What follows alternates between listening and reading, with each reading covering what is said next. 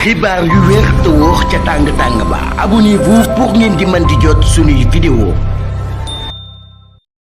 dal leen ak jàmm seen chaîne bi di Buzz 221 HD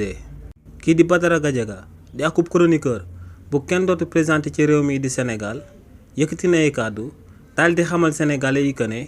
bu fekkee ne dañoo oolu kii di Farba Ngom ci pôle judiciaire et financier daal di ko fay auditionné ci coowal blanchissement d'argent bu toll ci 125 milliards de francs CFA ne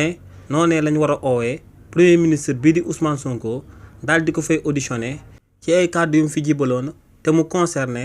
xaalis bi nga xam ne Sénégalais yépp ñoom ñoo ko daal di bokk. si li ni mel kii di Badara Gadiaga ne ginnaaw ba Donald Trump jëlee ndogal daal di dakkal ndimbal li nga xam ne moom la doon amal jëmale ko ci pays africain yi ne li ni mel daal di nay sabab réewu Sénégal daal di ñàkk lu tolloog 312 milliards de francs CFA. waaye nee nag xaalis boobee xaalis bu tuutee la par rapport ak xaalis bi nga xam ne premier ministre bii di Ousmane Sonko ginnaaw bañ daan amal campagne électorale ñeel élection législative anticipée yi fi daan amal da koo yëkkati woon te mu waxoon que ne am na akub dignitaire bu bokkoon ci régime président Macky Sall bi nga xam ne ci comptam daal dinañ fay fekk lu tolloog 1000 milliards de francs CFA. ne kàddu yooyee premier ministre bii di Ousmane Sonko yëkkati woon yoonu réewu Sénégal da ko war a daal di càmbar ndax ne xaalis boobee xaalis la bi nga xam ne sénégalais yépp ñoom ñoo ko daal di bokk.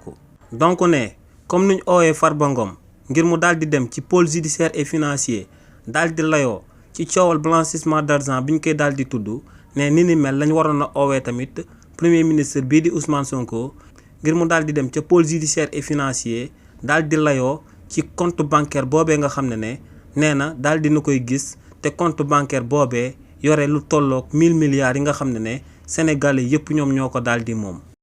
xibaar yu wér te wóor ca tàng-tàng ba abonnez-vous pour ngeen di mën di jot suñuy vidéo.